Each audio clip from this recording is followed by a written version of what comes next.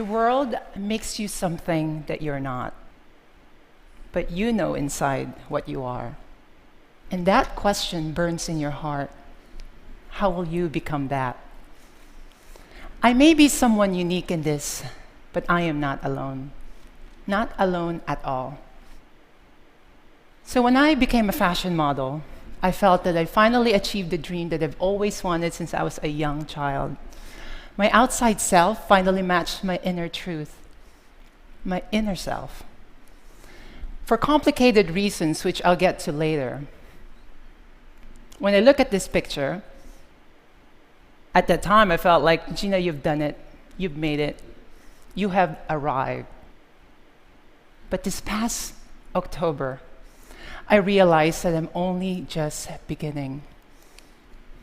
All of us are put in boxes by our family, by our religion, by our society, our moment in history, even our own bodies.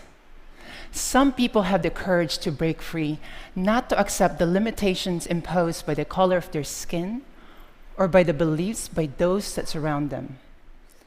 Those people are always the threat to the status quo, to what is considered acceptable.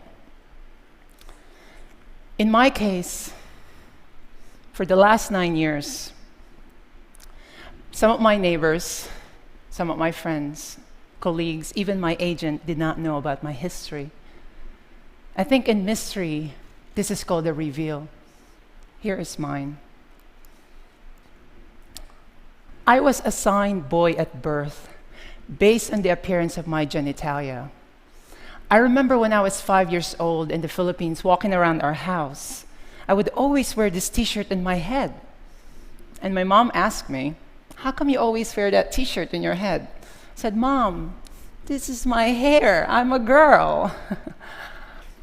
I knew then how to self-identify.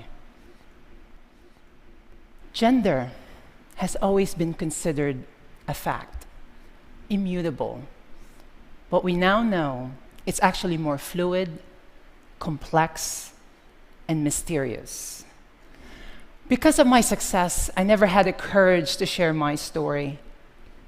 Not because I thought what I am is wrong, but because how the world treats those of us who wish to break free. Every day, I am so grateful because I am a woman. I have a mom and dad and family who accepted me for who I am. Many are not so fortunate.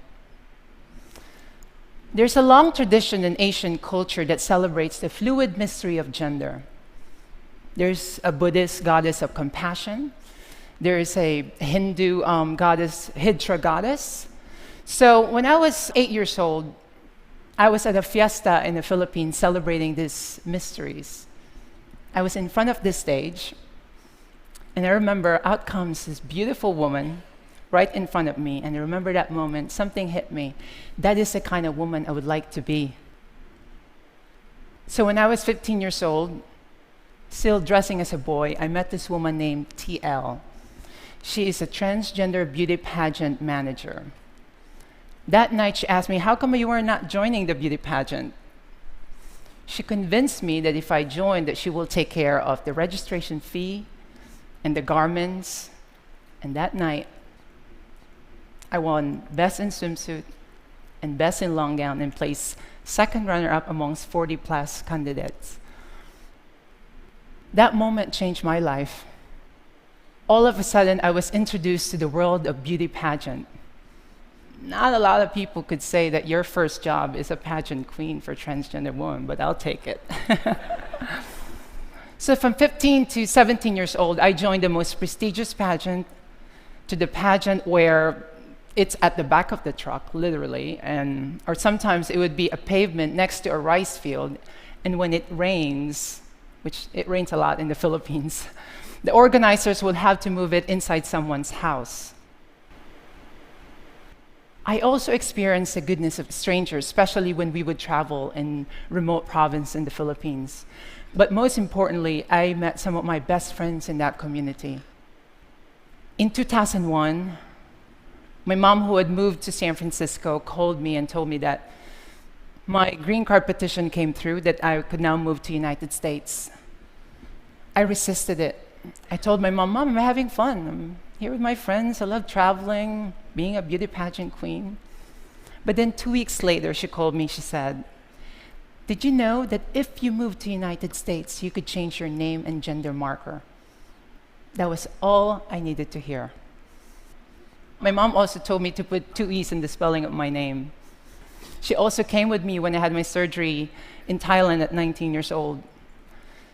It's interesting, in some of the most rural city in Thailand, they perform some of the most prestigious, safe, and sophisticated surgery.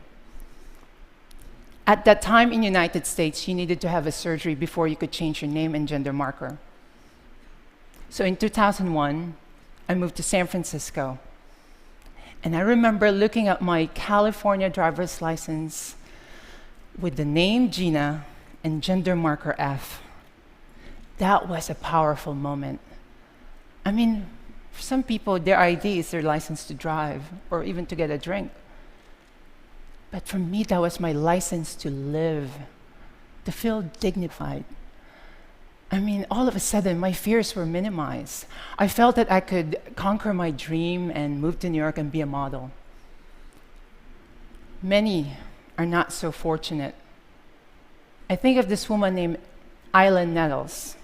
She's from New York. She's a young woman who courageously living her truth, but hatred ended her life. For most of my community, this is the reality in which we live. Our suicide rate is 9 times higher that of a general population. Every November 20th, we have a global vigil for Transgender Day of Remembrance. I mean, I'm here at this stage because it's a long history of people who fought and stood up for injustice. This is Marsha P. Johnson and Sylvia Rivera. Today, this very moment is my real coming out. I could no longer live my truth for and by myself. I want to do my best to help others live their truth without shame and terror. I am here, exposed, so that one day there will never be a need for November 20th vigil. My deepest truth allowed me to accept who I am. Will you? Thank you very much. Thank you. Thank you. Thank you. Thank you. Geena, one quick question for you.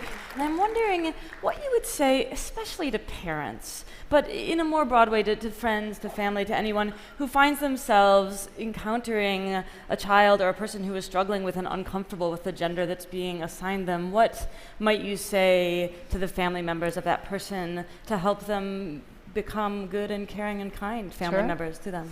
Well, first, really, I'm so blessed. I mean, the support system with my mom, especially, and my family, that in itself is just so powerful. I mean, I remember every time I would coach young trans women, would mentor them, and sometimes when they would call me and tell me that their parents can't accept it, I would pick up that phone call and tell my mom, "Mom, can you call this woman?" And sometimes it works, sometimes it doesn't. So, but it's this gender identities in the core of our being.